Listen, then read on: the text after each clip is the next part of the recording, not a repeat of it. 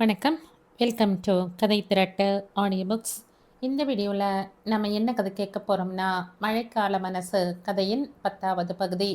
நம்ம சேனலை இது வரைக்கும் சப்ஸ்கிரைப் பண்ணாதவங்க சப்ஸ்கிரைப் பண்ணுங்கள். பக்கத்தில் இருக்கிற பெல் ஐகானை கிளிக் பண்ணி ஆளுங்கிற ஆப்ஷனை ப்ரெஸ் பண்ணுங்கள். ஸோ தட் நான் போடுற கதைகளை உடனுக்குடனே நீங்கள் கேட்கலாம். வாங்க கதைக்குள்ளே போகலாம். நீ நீ அந்த பொம்மையை பரிசாக கொடுத்தாயா? அவன் குரலில் ஆவேசம் வெளிப்பட்டது. கைப்பிடிகள் எருகின. மோகினி எதையும் கவனிக்கவில்லை. அதனால் என்ன? வேறு பொம்மையை வாங்கி கொண்டால் போச்சு. இருந்தாலும் பொம்மையை வைத்துக்கொண்டு விளையாட நம் வீட்டில் சின்ன குழந்தைகளா இருக்கிறார்கள். மோகினி சொல்லிக் கொண்டிருந்த போதே தருண் அவள் கையை பிடித்து வலுக்கட்டாயமாக எழுப்பினான். என்னாச்சு தருண்? மோகினி கேட்டுக்கொண்டிருந்தாள். தருண் மோகினியை போன் அருகில் இழுத்து வந்தான். ராஜாவுக்கு ஃபோன் செய்து சாரி சொல்லு. அந்த பொம்மை வேறு ஒருத்தருக்கு சொந்தமானது. உனக்கு தெரியாமல் கொடுத்து விட்டேன் என்று சொல்லு. அதை திருப்பி தர சொல்லி கேள். ஆணையிடுவது போல் தருண் குரல் ஒலித்தது. மோகினி குழப்பமாக செயல் மறந்தவள் போல் பார்த்து கொண்டிருந்தாள். ஃபோன் செய்து பேசு, அவசரப்படுத்தினான். தருண், உனக்கு பைத்தியம் பிடித்து விட்டதா என்ன? நீ உடனே ஃபோன் செய்து பொம்மையை திருப்பி தர சொல்லி கேட்கவில்லை என்றால் எனக்கு உண்மையிலேயே பைத்தியம் பிடித்துவிடும். என்ன செய்வேனோ எனக்கே தெரியாது. ஆவேசத்தை அடக்கி கொண்டாலும் தருண் குரலில் தீவிரம் இன்னும் தணியவில்லை. ஒரு தடவை கொடுத்ததை, அதிலும் சின்ன குழந்தைக்கு பிறந்த நாள் பரிசாக கொடுத்ததை திருப்பி தர சொல்லி கேட்பதாவது உன் மனதில் என்னதான் நினைத்து கொண்டிருக்கிறாய்? கோபமாக சொன்னாள். நீ இப்போ ஃபோன் செய்ய போகிறாயா இல்லையா? மாட்டேன். ராட்சசி, நீ என்ன காரியம் செய்திருக்கிறாய் தெரியுமா? அது அனுவுடைய பொம்மை. அப்படியா? சனி ஒழிந்தது. அடுத்த நிமிடம் மோகினியின் கன்னத்தில் பலார் என்று அறை விழுந்தது. பொறி கலங்கிவிட்டது போல் மோகினி அப்படியே நின்று விட்டாள். என்ன நடந்தது என்று புரிவதற்குள் தருண் ராஜாவுக்கு ஃபோன் செய்து கொண்டிருந்தான். மோகினி ஓடிப்போய் தடுக்கப் போனாள். என் உடலில் உயிர் இருக்கும் வரையில் அந்த பொம்மையை வீட்டுக்குள் வரவிட மாட்டேன். வேண்டாம், பொம்மையை திருப்பி தர சொல்லி கேட்காதே, மோகினி கத்தினாள். மறுமுனையில் ஃபோன் எடுக்கப்பட்டது. ராஜாதான் எடுத்தான். ராஜா, மோகினி உன் மகளுக்கு பரிசாக கொடுத்த பொம்மையை திருப்பி தந்துவிடு ப்ளீஸ். தவறாக நினைக்காதே. அது எனக்கு ரொம்ப வேண்டிய பொருள். மோகினி தெரியாமல் கொடுத்து விட்டாள். ஓகே, இதில் தவறாக நினைக்க என்ன இருக்கு? ராஜா சொன்னான். மோகினி தருண் கையில் இருந்த ரிசீவரை பிடுங்கிக் கொண்டாள். ராஜா, அந்த பொம்மையை திருப்பி தராதே. என்மேல் ஆணை, திருப்பி கொடுத்தால் நான் என்ன செய்வேனோ எனக்கே தெரியாது. ராஜா ப்ளீஸ், என்னை புரிந்து கொள். பொம்மையை எடுத்து போக நான் கிளம்பி வருகிறேன். ஓகே? தருண் போனை வைத்து விட்டான். தருண், நீ போகக்கூடாது. மோகினி குறுக்கே நின்ற கையை நீட்டி தடுக்க முயன்றாள். சாத்தியப்படவில்லை. தருண் அவளை தள்ளிவிட்டு கதவை திறந்து கொண்டு போய்விட்டான். மோகினி கற்சிலையாக நின்று விட்டாள். தருண் கையை நீட்டி தன்னை அடித்து விட்டான்.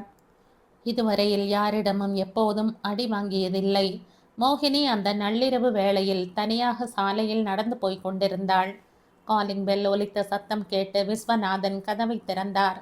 எதிரே இரவு உடையில் மோகினி கலைந்த கேசத்துடன் சுய உணர்வு இல்லாத நிலையில் தோற்றமளித்தாள். என்ன ஆச்சுமா? பதற்றத்துடன் கேட்டார். டாடி, மோகினி அழுது விட்டாள். நடந்ததை எல்லாம் சொன்னாள். தருண் செய்தது சரியில்லை. நீ இப்படி வந்ததில் தவறே இல்லை என்ற தந்தை சொன்ன பிறகுதான் மோகினியின் மனம் அமைதியடைந்தது. சூடாக பால் குடிக்க செய்து மகளை உள்ளே போய் தூங்க சொன்னார். 1 மணி நேரம் கழித்து மறுபடியும் அழைப்பு மணி ஒலித்தது.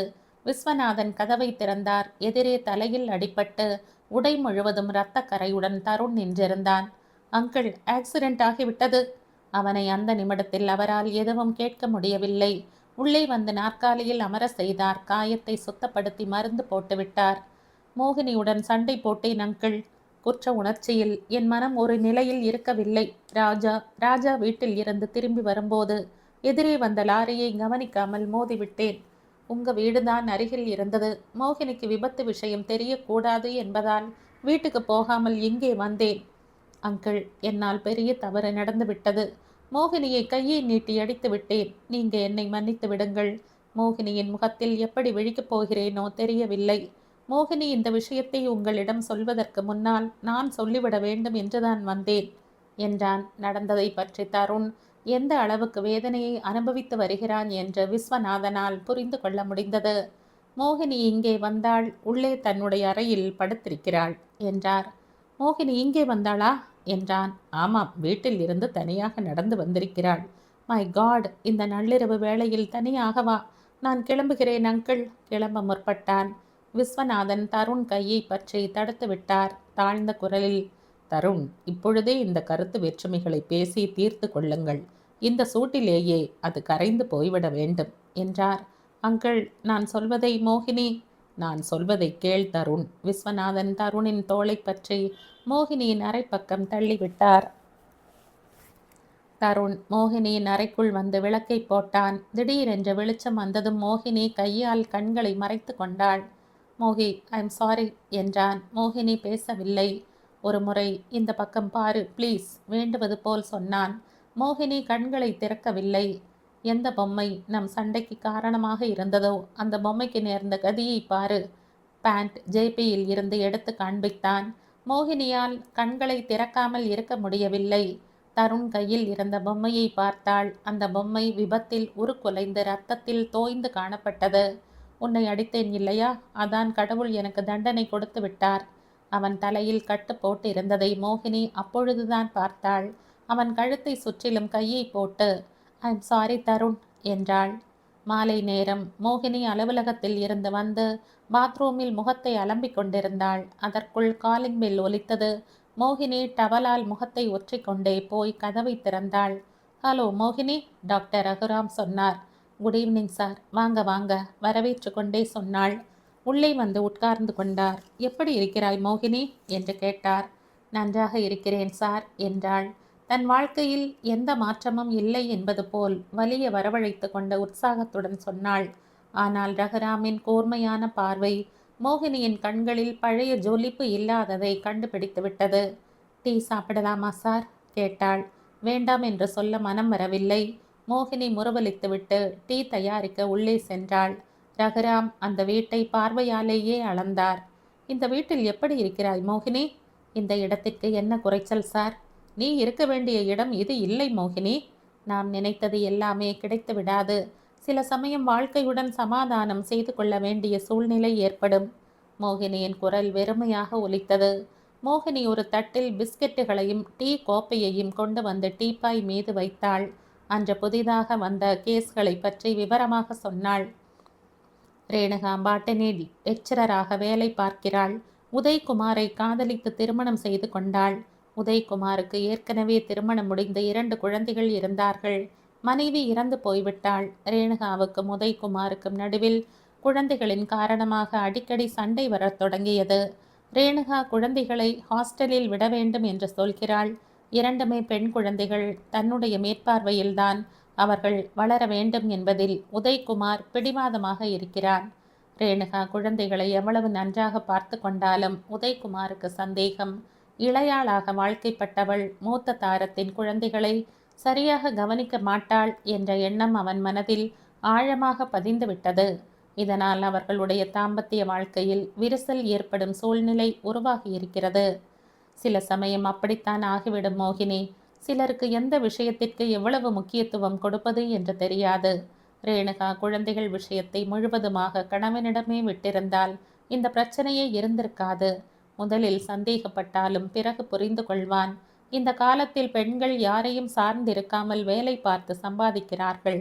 ஒரு விதமாக பார்த்தால் பெண்கள் முன்னேறி இருப்பது போல் தோன்றும். ஆனால் பல புதிய பிரச்சனைகளும் உருவாகி வருகின்றன. அது போகட்டும் மோகி. உன் சின்ன வயதில் நீ எப்படி இருந்தாய்? ரகுராம் கேட்டார். அம்மா ரொம்ப டிசிப்ளின், அப்பாவிடம் நெருக்கம் அதிகம். நீ மறக்க முடியாத நிகழ்ச்சி ஏதாவது இருக்கிறதா? நிறையவே இருக்கு. அம்மா அப்பாவுடன் சேர்ந்த நிகழ்ச்சியாக இல்லாமல் தனிப்பட்ட முறையில் ஏதாவது நினைவிருக்கிறதா? மோகினி யோசித்தாள். எதுவும் நினைவு இல்லை. எதற்காக கேட்குறீங்க சார்? கோப்பைகளை அலம்பிக்கொண்டே கேட்டாள். சில விஷயங்களில் நீ ரொம்ப பிடிவாதமாக இருக்கிறாய். பிரச்சனைகளுடன் தனியாக தைரியமாக போராடுகிறாய்.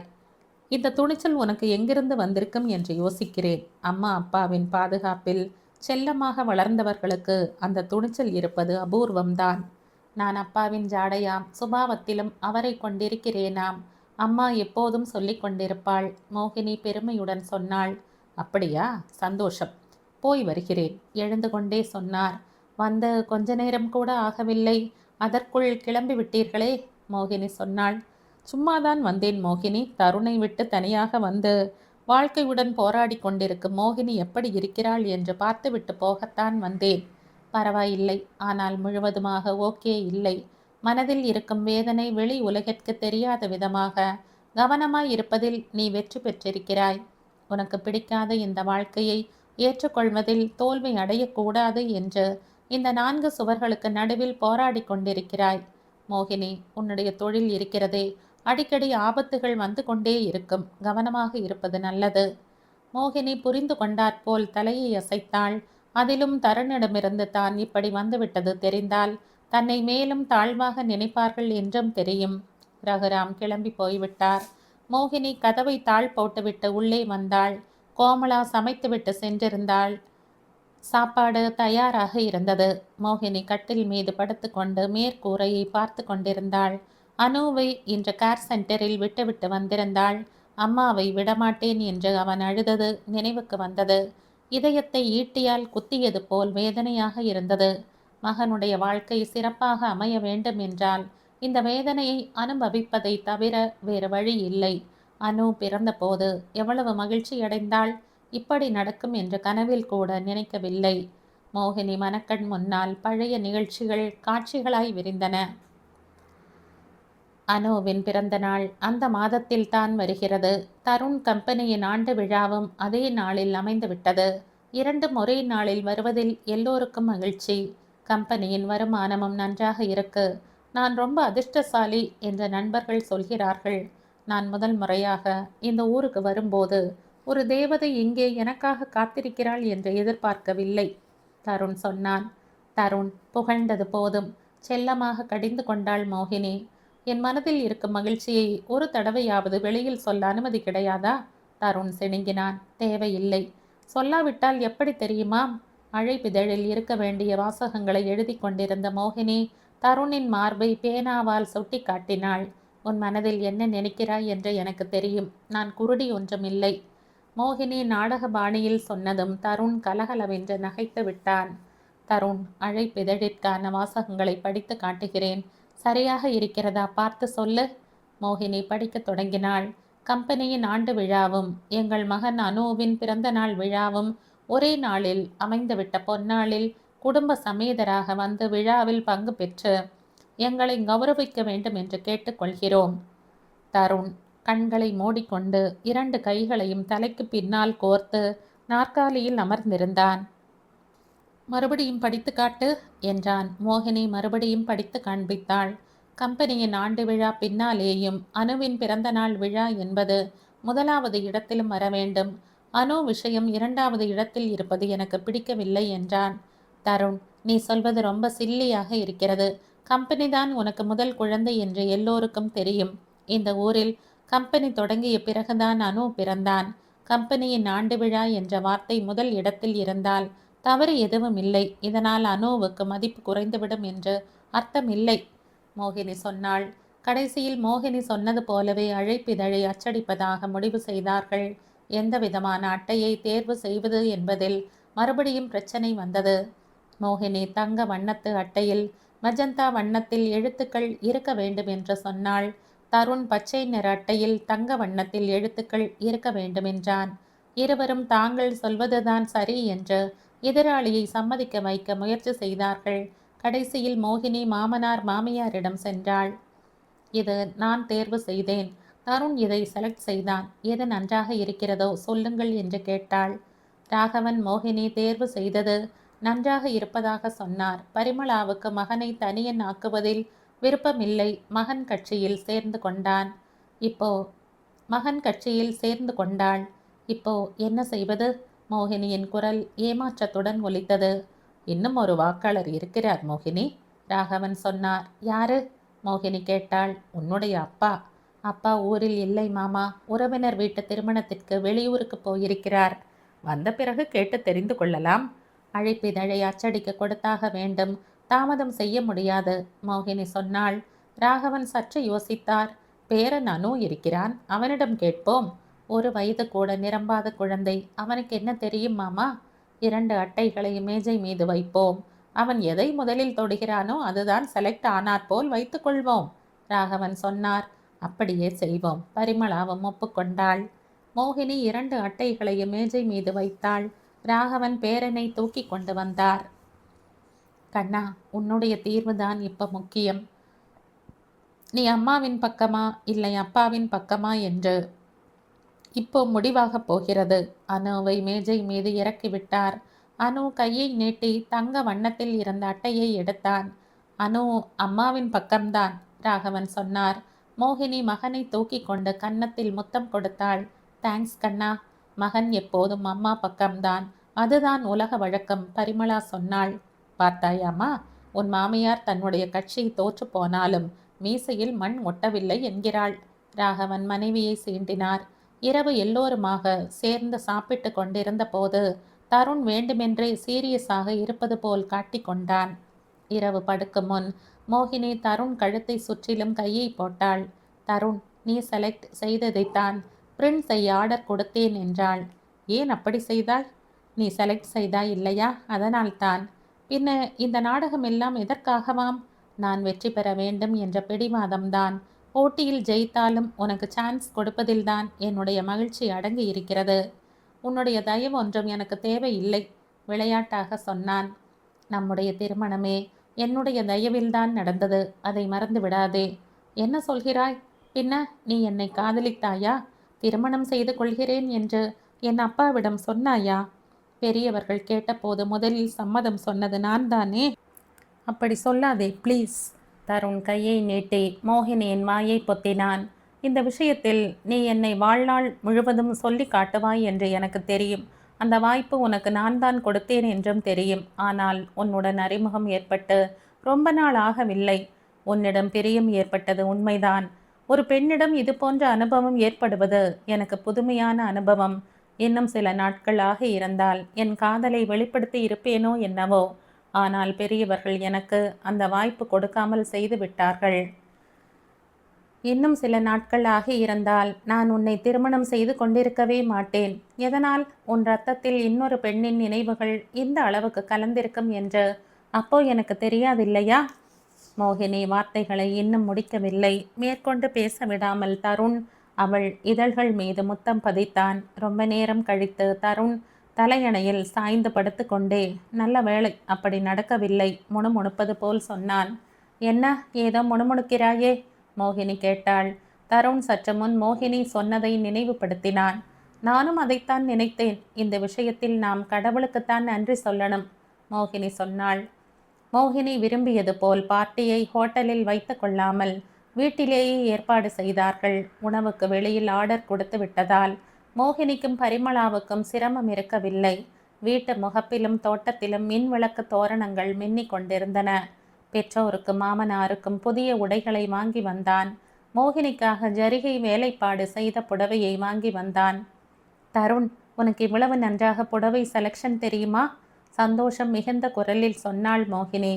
மாலையில் புது புடவையை உடுத்தி கொண்டு மாமியார் கொடுத்த நகைகளை அணிந்து கொண்டு தருண் இருந்த அறைக்கு வந்தாள். எப்படி இருக்கிறேன் என்று கேட்டாள். ரொம்ப அழகாக இருக்கிறாய். அம்மாவின் மொழியில் சொல்ல வேண்டும் என்றால் சாட்சாத் லக்ஷ்மி தேவியைப் போல் இருக்கிறாய். தருண், நான் ரொம்ப மாறி போய்விட்டது போல் தோன்றுகிறது. திருமணம் நடந்ததே ஒரு கனவாக இருக்கிறது. ஒரு குழந்தைக்கு தாயாகி விட்டேன். இல்லத்தரசி என்ற பதவி, இந்த விருந்தாளிகள், எனக்குள் வேறு யாரோ புகுந்து என்னை ஆட்டுவிப்பது போல் தோன்றுகிறது. எல்லோரும் உன்னை அதிர்ஷ்டசாலி என்று பாராட்டுகிறார்கள். என்ன இல்லை, உன்னை. என்னை பற்றி வேறு யாரோ வந்து சொல்ல வேண்டியது இல்லை. உன்னை போல் எனக்கு எந்த சந்தேகங்களும் இல்லை. ஷியோர்? இரட்டிப்பது போல் கேட்டாள். டபுள் ஷியோர், அழுத்தமான குரலில் சொன்னவன் மனைவியை அருகில் இழுத்து கொண்டான். தொழிலை விட்டு விலகி போகிறோமோ என்ற சந்தேகம் உன் மனதில் சில சமயம் ஏற்படுவதை என்னால் உணர முடிகிறது. எனக்கு அது போன்ற சந்தேகம் எதுவும் இல்லை. முன்னை விட வாழ்க்கை இப்பொழுது நன்றாக இருக்கிறது. வியாபாரத்தில் முழுமையாக கவனம் செலுத்த முடிகிறது. என்னால் ஏன் அப்படி இருக்க முடியவில்லை?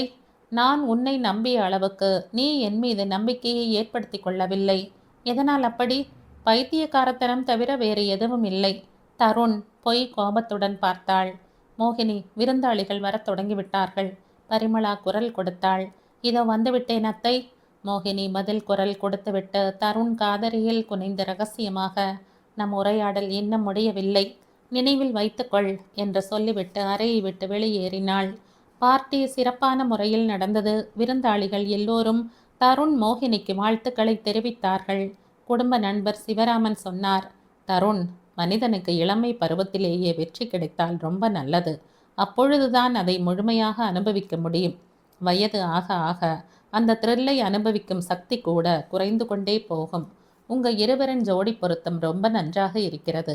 இப்படியே ஒருவருக்கொருவர் துணையாக 100 ஆண்டு காலம் மகிழ்ச்சியோடு வாழ வேண்டும் என்று வாழ்த்துகிறேன்.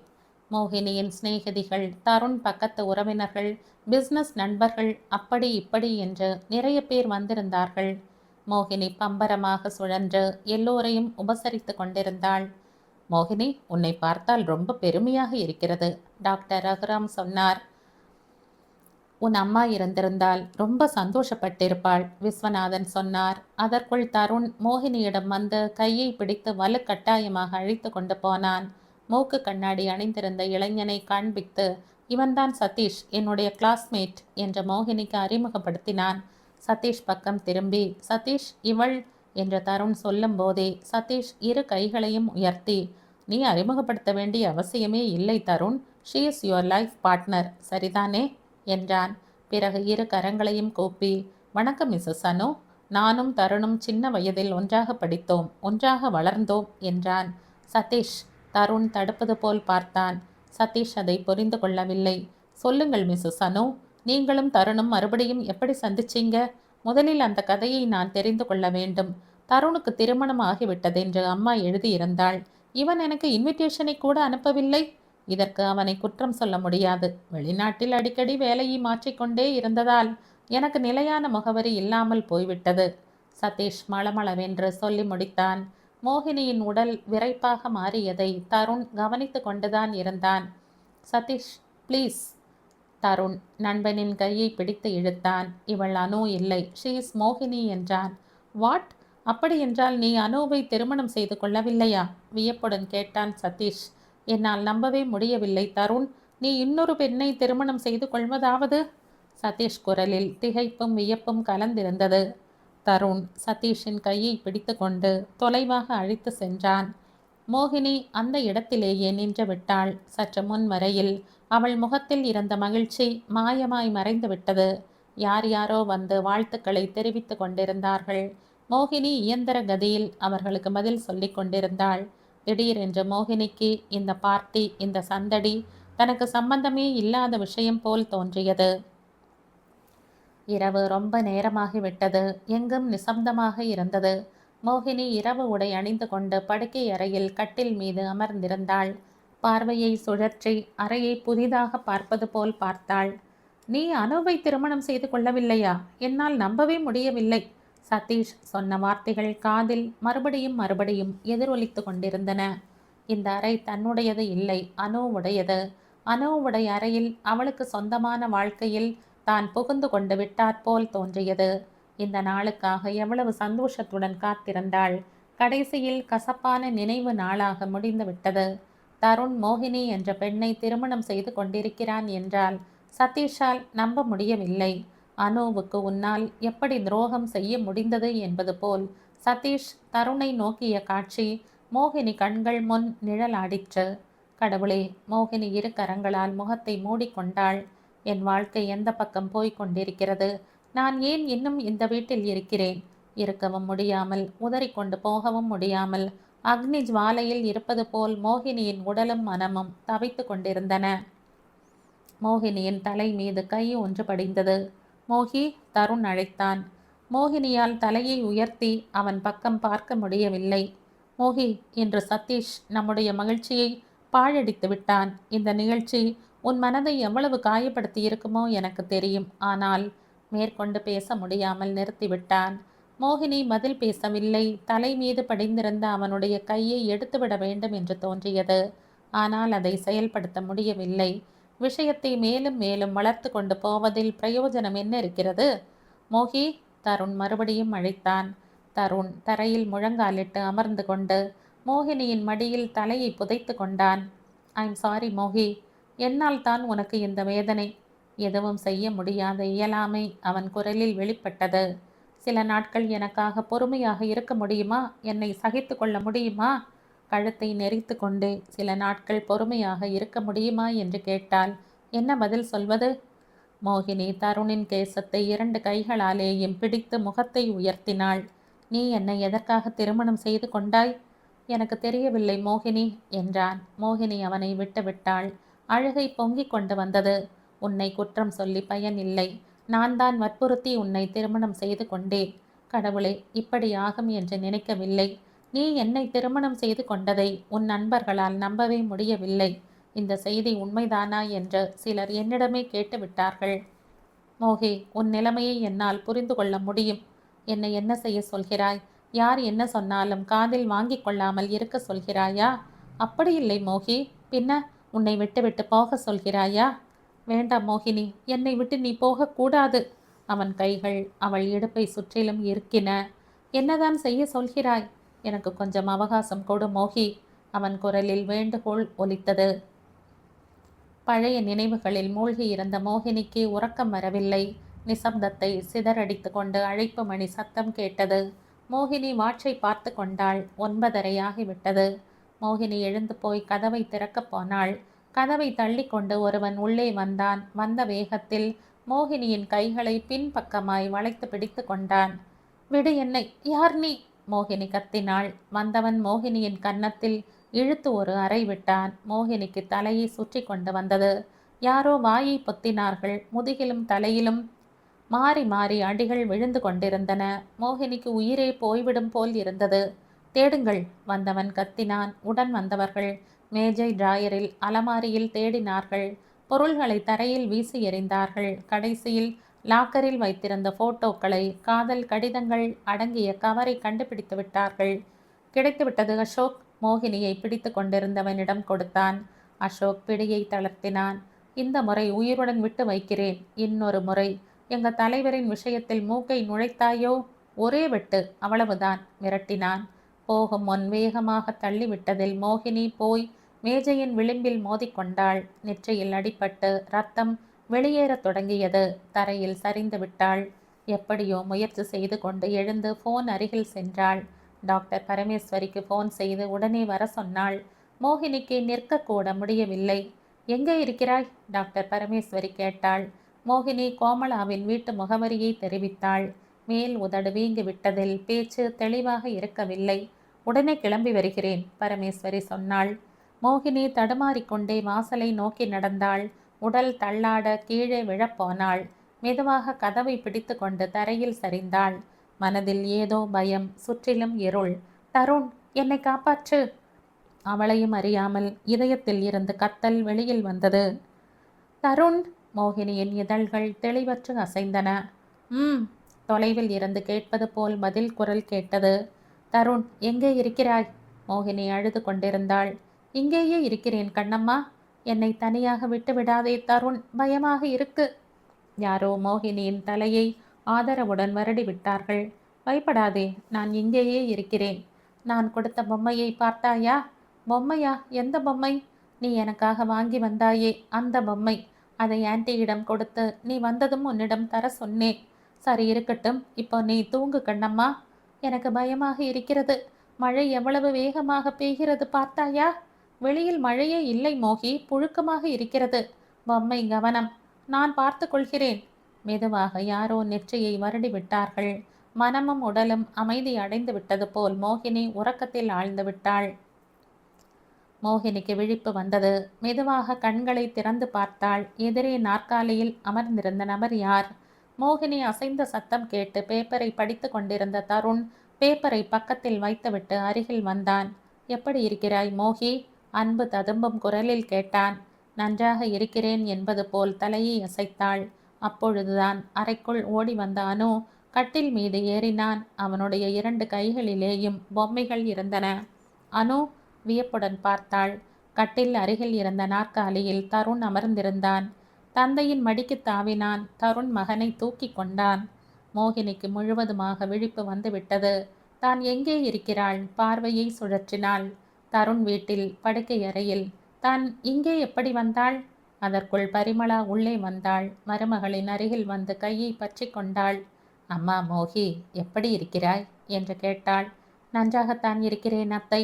நான் இங்கே எப்படி வந்தேன் என்று கேட்டாள். குரல் பலவீனமாக இருந்தாலும் கோபம் எட்டி பார்த்தது. பரிமளா மகன் பக்கம் பார்த்தாள். தன்னை இல்லை என்பது போல் தருண் மகனுடன் விளையாடி கொண்டிருந்தான். ராகவனும் விஸ்வநாதனும் உள்ளே வந்தார்கள். பரிமளா கட்டிலை விட்டு எழுந்து ஒதுங்கி நின்று கொண்டாள். விஸ்வநாதன் மகள் அருகில் வந்தார். 10 நாட்களாக யாருமே சரியாக தூங்கவில்லை மோகினி. தருண் கட்டிலை விட்டு இந்த பக்கம் அந்த பக்கம் நகரவில்லை. எங்களுடைய வயிற்றில் பாலை வார்த்தாயம்மா என்றார். டாடி, என்னை இங்கே அழைத்து வந்தது யாரு? தீவிரமான குரலில் கேட்டார். வேறு யார் அழைத்து வருவார்கள்? இந்த உலகில் அத்தனை தைரியம் யாருக்கு இருக்க முடியும்? தருண் தான் அழைத்து வந்தான், விஸ்வநாதன் சொன்னார். மோகினி களைப்புடன் கண்களை மூடிக்கொண்டாள். அன்று நடந்ததை நினைவுபடுத்தி கொள்ள முயற்சி செய்தாள். அழைப்பு மணி சத்தம் கேட்டு கதவை திறந்து யாரோ உள்ளே நுழைந்தது. தன்னை தாக்கியது.